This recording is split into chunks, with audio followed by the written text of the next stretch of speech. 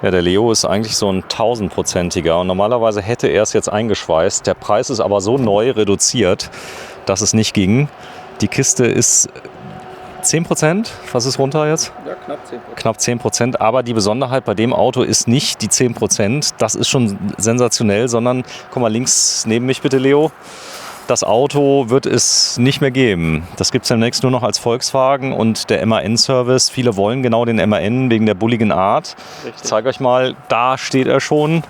Das wäre der Triebkorb Volkswagen. Genau, richtig. Ist nett, aber wenn man es so richtig bullig haben möchte und den Truck-Service von MAN, den gibt es bei Volkswagen nämlich nicht. Den gibt es nicht, nein. Gibt es nicht. 24 Stunden wirst du abgeschleppt in ganz Europa mit allem drum und dran. Wir hoffen mal nicht, dass du abgeschleppt wirst, aber du weißt, der Marder kann an jeder Ecke sein. So ist es. Der kann überall sein, ja, in jedem Wäldchen.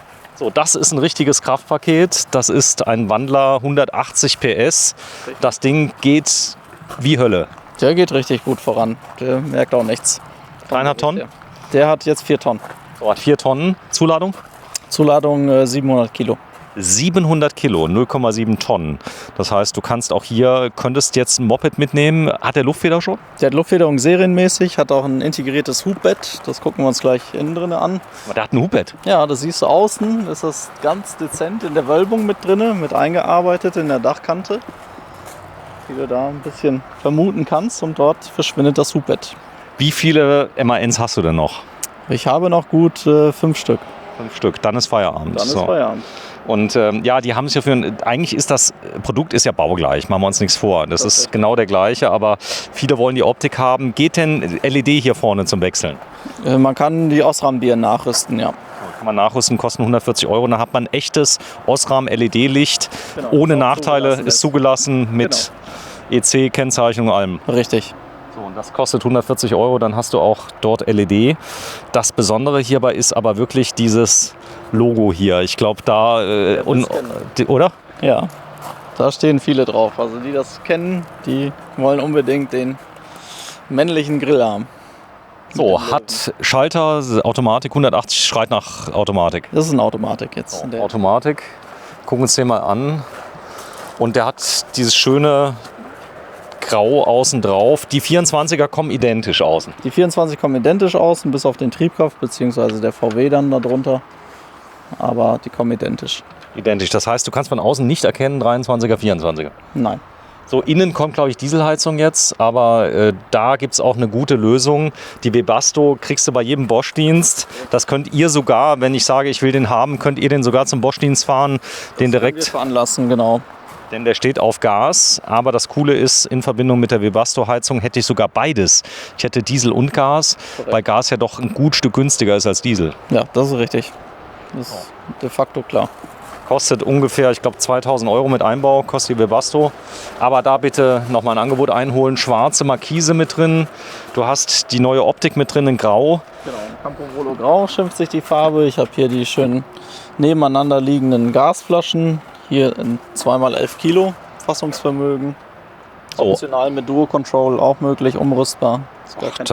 Ist ja kein Problem, wenn ich die Dieselstandheizung noch dabei habe. Also das würde ich hier bei dem überlegen, ob man das macht, gerade wenn man in kältere Gefilde fährt. Das Geile ist an dem Auto, das sieht man nicht. Also das Wichtigste ist der Doppelboden. Dieses Fahrzeug hat keinen Doppelboden, denn der Vorteil ist dann natürlich... Der ist niedriger. Du hast nicht die Aufbauhöhe, du hast nicht diese 3 Meter mit allem drum und dran, sondern wir sind viel, viel kleiner. Ist er denn winterfest?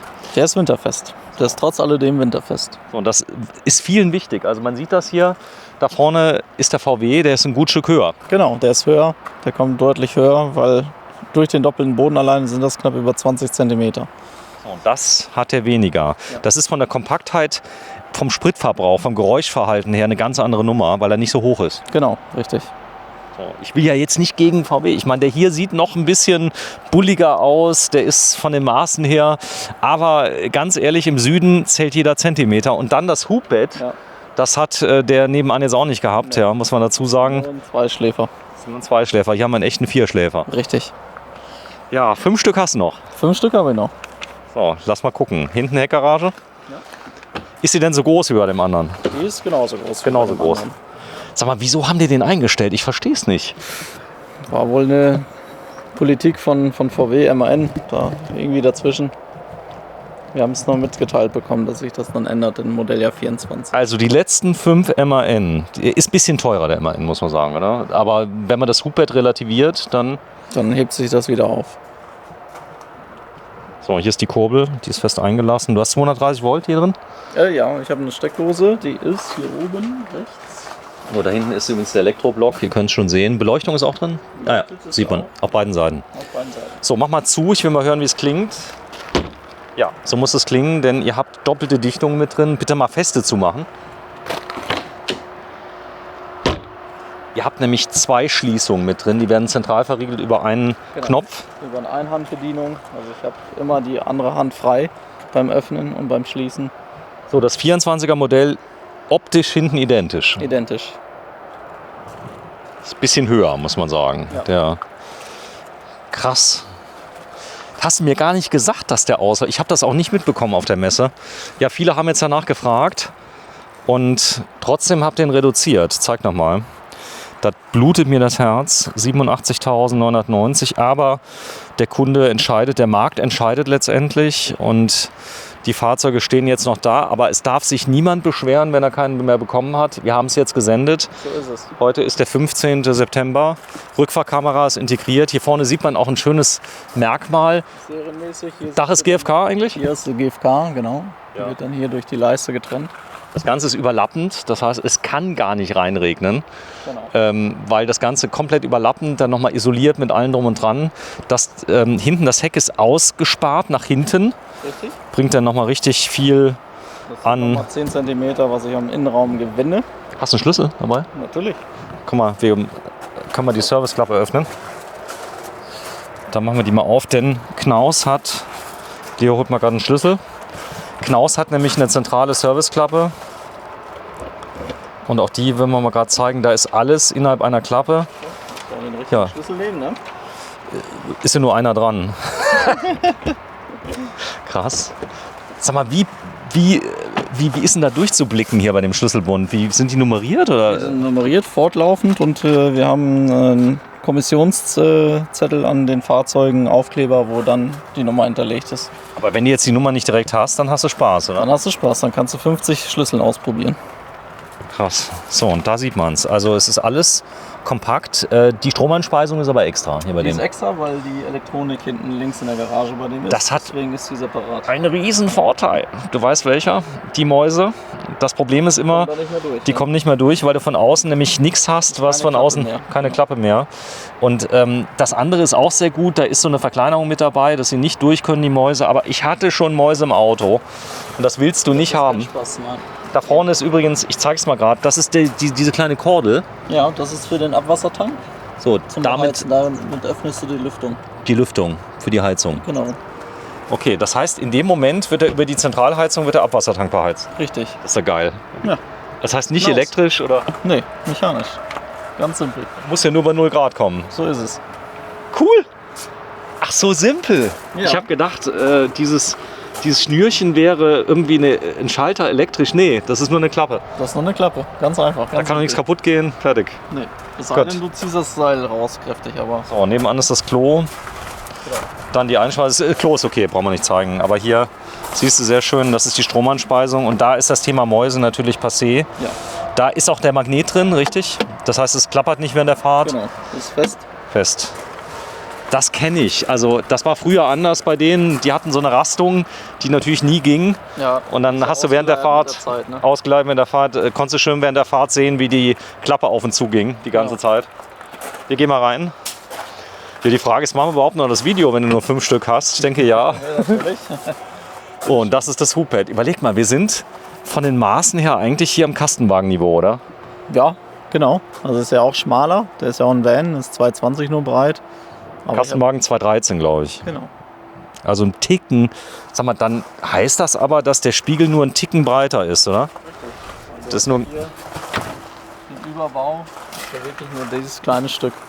So, und das ist alles, was überbaut ist. Boah, hast du schon schön gemacht.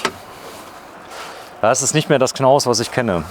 Also Knaus war ja damals in meinen Augen, ja, immer richtig schön, gar keine Frage, aber Es war halt, ja, das hier ist jetzt eher schon gehobene Mittelklasse, oder? Das ist schon eine gehobene Mittelklasse, ganz klar. Sag mal, hier unten kann man reingucken. Durchgucken. Nochmal Lüftungsschlitze. Lüftungsschlitze. Ach, das ist die Zwangsbelüftung. Genau, das ist eine Durchlüftung nochmal, wenn das Gas austritt, dass man auch tatsächlich über die Frischluft das Gas runterdrückt und dass es dann vom Boden aus entweichen kann. Also ich muss gar nicht lüften, ich muss nur ein Dachfenster leicht öffnen, dann habe ich schon Frischluft. Ja, auch die Dachluken sind zwangsbelüftet. Okay, also ein bisschen Frischluft habe ich immer. Das ist richtig. So, dann steige ich mal ein, setze mich hier rein und das Schöne ist, ich sitze auch schon auf dem Schuhanzugsplatz. Richtig. Genau der. Bei der Länge gibt es da noch einen Seitensitz. Dann hast du hier Leder-Stoffkombi. Richtig, hier ist ein animiertes Leder, ist aber Stoff oder Mikrofaser. Ihr bietet einen Service an, wenn jemand sagt, ich will unbedingt das belederte Lenkrad. Ja, ihr habt die Möglichkeit, man kann es nachträglich ordern. Ne? Man kann es beledern lassen, ja. Da gibt es. Ist auch nicht der Mega-Aufwand, also ruhig einschicken. Also wer sagt, das ist natürlich aufgrund der Verfügbarkeit, was aber cool ist, hier die Luftfederung. Du kannst das Auto mit der Luftfederung so geil nivellieren, dass wenn du stehst, kannst du das fast gerade stellen. Also wir stehen ja jetzt hier leicht schräg. Du kannst ja mal zeigen, wenn du gerade einen Schlüssel da hast. Ja, das geht sogar so. Das geht sogar so. So, und jetzt können wir das Auto anheben. Mach mal auf 2 Bar.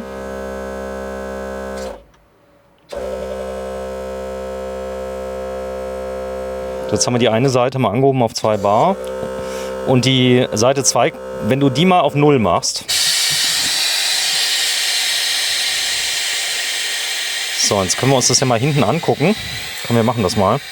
Und somit kannst du Unebenheiten komplett oder zum ganz großen Teil ausgleichen, auch wenn du schräg stehst. Müsste jetzt die eine Seite ganz hoch stehen. Ja. Das ist hier der Fall. Und die andere Seite müsste ganz niedrig stehen. Jetzt haben wir es natürlich genau umgekehrt gemacht, wie es sein sollte. Ja, wenn du Wasser ablässt, ne? Ja, als wenn man Wasser ablässt. Und jetzt siehst du hier, also das sind gut und gerne 8 bis 10 Zentimeter. Ja. Und das geht natürlich auf der Seite noch höher. Ich glaube, es gibt natürlich der Luftbike, irgendwann ist da auch eine Grenze. Bis 3 Bar. Bis 3 Bar. Wenn du mal gerade die Seite entsprechend ablässt, zeige ich das mal. Und jetzt senkt sich das ganze Fahrzeug. Ich hoffe, ihr könnt das sehen. So, das sind gute 6 Zentimeter. Und jetzt mal hoch auf 3 Bar. Jetzt hebt sich das Ganze. Und das könnt ihr auf dem Campingplatz machen. Das heißt, ihr könnt also 0, nix das Ei in der Pfanne wieder gerade ziehen. Wie viel Bar hast du? 2 Bar. 2,5 Bar.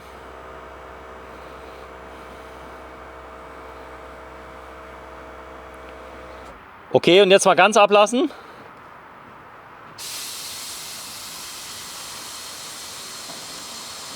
Das ist einmal das Thema Nivellieren. Aber es gibt noch ein wichtiges Thema, lieber Leo. Das ist das Thema Fahrstabilität und Fahrkomfort und Auflastung. Und das gibt mir die Luftfederung. Und die ist hier mit drin. Serienmäßig, genau. So, dann, wenn du dich mal hinsetzt, bitte. Trotzdem, dass wir kein Lederlenkrad haben. Das Einzige, was ich hier nachrüsten wäre irgendwann mal das Lederlenkrad. Weil wenn du länger fährst, dann hast du doch ein bisschen schwitzige Hände. Die Besonderheit hier ist die Handbremse. Die können wir gerade mal zeigen. Wie in dem 24er Modell kannst du die, nachdem du sie eingestellt hast, komplett wieder runterlassen. Genau. Das heißt, du musst also nicht mit abgelassener Handbremse deinen Sitz nivellieren, was lebensgefährlich ist. Richtig. Nee, Leute machen das. Ehrlich? Ja, doch, die machen die Handbremse los am Berg. Okay. Dann ist die Frau dabei, die zieht mal schnell an, wenn das Auto rollt. Und habe ich alles schon gesehen. Ja. Gut, geht natürlich bei der Automatik nicht, aber ist auch nicht so toll. Du hast aber die Automatik, die Wandlerautomatik mit drin, der kann richtig viel ziehen hinten noch, oder? Der kann noch knapp 2 Tonnen ziehen, ja. So. Ja, da sind wir. Auch die Sitze sind original im gleichen Stoffbezug mit drin. Genau. Das ist die Wohnraumwelt in einem. Da kann ich den Tisch natürlich, der auch so sehr breit ist. Wie gesagt, der ist für 4 Personen. So, ich gehe mal ganz durch. Du hast einen ganz ebenen Wohnraumboden. Boah, ist der schön flach. Das ist, trotzdem kann ich mit 1,85 Meter hier gerade drunter gehen. Ja, merkst du gar nicht. So, komm mal bitte zu mir. Das ist übrigens diese Schuh-Anzieh-Sitzbank direkt am Eingang. Kleiner Hocker. Länge von dem Auto? 6,89. 6,89 und das ist das Hubbett. Machen wir bitte runter. Ist irgendwas umzubauen? Das musst du einmal umlegen. Das hier. So, Deko ein bisschen rum. Dann hier einfach lösen. Ist das stufenlos, das Hubbett? Ja. Das kann ich an jeder Stelle einrasten. Ja, genau. Bitte mach's mal ganz runter. Oder ist das Maximum? Das ist jetzt das Maximum mit den Kopfstützen. Okay, mit den Kopfstützen. Es ginge noch weiter runter. Das geht noch weiter runter. Sollen wir einmal zeigen? Ja, klar. Leo, ich strieß dich hier. Aber du weißt, der Vorteil ist, du musst es danach nicht mehr zeigen. So, das heißt, Kopfstützen kommen raus. Ich will nämlich zeigen, wenn sie ganz unten ist, dann kannst du sogar über die Sitze nämlich einsteigen.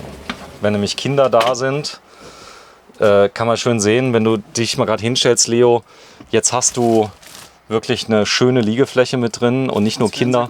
Kannst Fernsehen gucken. Ablagefläche, Strom, USB. Boah, ist das Ohne Mastaufwächer, kleinere. Ich habe einen Rausfallschutz für ganz kleine Kinder. Zu beiden Seiten natürlich. so, bei dir, der ist jetzt 6. Den würde ich trotzdem reinmachen. Ich würde den sogar bei mir reinmachen. Nicht, dass ich nachts am Boden liege oder so. Lattenrost, vernünftige Matratze. Hubbett ist eine Option mehr, die du dann hast. Ja. Kannst Leute mitnehmen. Eingetragene Gurtplätze 4. 4 Stück. Und 4 Schlafplätze. Richtig. Ein geiles Auto. Also gefällt mir richtig gut. Mach nochmal hoch. Ist das leicht eigentlich? Sehr leicht. Ich habe jetzt keine zweite Hand. Die zweite Hand brauchen wir jetzt nur für die letzten. Also das ist Gasdruckfeder unterstützt. Und über die Gurte geht das ganz einfach nach oben. So, also hier ist der Fernseher, auch den kann man rausziehen. Den kannst du rausziehen, genau. Was ich auch gut fand, dass du die Kopfstützen mal live rausgeholt hast. Ich kenne Kopfstützen bei großen Premium-Herstellern, ich will jetzt keinen Namen nennen, wurde dir, gut, da könnte man ein bisschen WD-40 mal reinmachen, aber wenn ich schräg stehe, geht der Fernseher denn rein, oder? Ja. Okay, also muss ich ein bisschen... Kann ich das noch rausziehen zu mir? Nach vorne? Ja. Nein. Der ist starr. Der ist starr. Super. Gut, da würde mir schon was einfallen, wie ich den blockieren würde, dass er nicht zurückkommt. Ja, da auf jeden Fall Gadgets. So, die kommen zurück. Also das ist easy. Das ist easy. Kann ich die Sitzbezüge abnehmen eigentlich? Zwecks Reinigung. Ja. Grundsätzlich ja. Also wenn das ganz große Malheur passiert, Kriegt man sie auch neu. so, Nur den Bezug. dann Ja, haben wir natürlich auch den Kochfeld. Ich mache mal hier das Licht an. 2 Zweierkocher mit Piezo-Zündung, einer runden, schönen, tiefen Spüle. Und trotz Hubbetts habe ich trotzdem noch einen Oberschrank, den ich nutzen kann. Ein Gewürzfach. ja nachts, wenn du aufwachst, du träumst ja von diesem Auto, dem MAN, wie heißt der? Einmal einen TGE. TGE, wo du gesagt hast, Mensch, jetzt bauen die ihn nicht mehr. Was mache ich jetzt? Soll ich denn doch Taxifahrer werden? Zeig mal hier. Also das ist ein vollwertiges, großes Reisemobil. Ja, mit voll. großer Garage, mit riesen Kühlschrank. Also da kommt zwar jetzt der Kompressor, aber ich bin großer AES-Fan. Wie Weil- gesagt, die Größe bleibt bestehen. Und 5 haben wir ja noch, also von daher schnell zugreifen. Aber die Höhe, das ist allein die Klimaanlage ist hier oben drauf. Was ist da drauf? Eine Das Dometic? ist eine Dometic 2200 Freshtshed. Ja, die ist auch überdimensioniert fast. Aber gibt's nicht. Überdimensioniert gibt's nicht, sondern die hat dann einfach weniger zu tun. Richtig. Ja. Und muss sich nicht so anstrengen. Ja, Badezimmer. Auch hier habt ihr keine Kosten und Mühen gescheut. Da habt ihr nämlich den integrierten Schminktisch. Zeig mal bitte. Genau, das hatten wir ja in dem So, langen Video beim. da du morgens immer guckst, dass auch ja kein Barthaar an der falschen Stelle ist, kannst du den einfach ranziehen und kannst Make-up, genau. dein Make-up kontrollieren, kannst also alles fertig machen. Geht sogar das Licht automatisch an, hast du gesehen? Ja. Kontakt. Nee, das war die Dusche übrigens. Aber jetzt stell dich doch mal hin. Und das Hubbett hat natürlich riesen Vorteile. Dadurch ist die Stehhöhe und die Raumhöhe im Bad erweitert. Genau. Das geht hier natürlich nochmal in die Schräge nach oben. Durch die Wölbung nach oben. Krass. Schönen Schrank. Sag mal, ist das noch Knaus hier? Ja, Das ist doch viel zu gut. das ist der Standard jetzt von Knaus. War nicht immer so. Also die haben den Standard natürlich innerhalb der Gruppe angehoben. Ja, klar. Bei Weinsberg gibt es ja jetzt nach unten. Richtig. das ist gut. Der Weinsberg auch nicht schlecht, aber die Unterschiede, ihr könnt beides auf dem Hof sehen. MAN haben die nie gebaut bei Weinsberg, oder? Nein, da sind wir bei Mercedes. Das können wir gerne in den nachfolgenden Videos nachgucken. Da war es der einfache Mercedes, nicht der hochwertige MAN. Gut, da werden jetzt wieder viele schreien, sagen, du hast einen Knall. Aber das ist schon eine Fangruppe. Der MAN, der hat Das ist eine Fangemeinde, ja. Fangemeinde. Ja, dann der Aufstieg. Guck mal. Genau, der breite, großzügige Aufstieg. Hier viel Platz. Und das Highlight natürlich, dass man die Ja, das Liftsystem. Schränke über Gasdruckfedern auch von oben bedienen kann, nicht nur von unten. Leo, das ist unbezahlbar, so ein Luftsystem. Das Also ist wenn auch du Serie. Und wenn du einmal rauf und runter krabbelst die ganze Zeit, die Polster gibt es übrigens so, dass die Bezüge auch getrennt sind. Das macht ja Sinn. Genau, es gibt ein Spannbetttuchset, wo ich dann für die 6 einzelnen Matratzen dann passende Überzüge habe. So, auch die Klimaanlage, ich würde es am liebsten gerne anmachen. Wechselrichter ist kein Problem. Das ist kein Problem, können wir alles nachrüsten. Auch einen großen, geht auch. Einen großen 2000 Watt, Mastervolt, kein Thema. Ja, Mastervolt, Dometic, was der Kunde will. genau, Ich glaube, was Sinn macht, ist der 2000 Watt Dometic, glaube ich. richtig. Okay. Den verbauen wir. Guck mal hier, wie groß er ist. Das heißt, wenn du jetzt mal ganz langsam runter unter Abstützung deines Gewichtes, du bist jetzt 100 Jahre älter. Ja, aber du kannst nachvollziehen, wenn man gerade aufgewacht ist, da will man nicht so winzige Sprösslein runtertreten. Und hier hast du bequeme Stufen, ne? breiten Aufstieg. So, wir sind durch. Also 5 Stück sind noch da.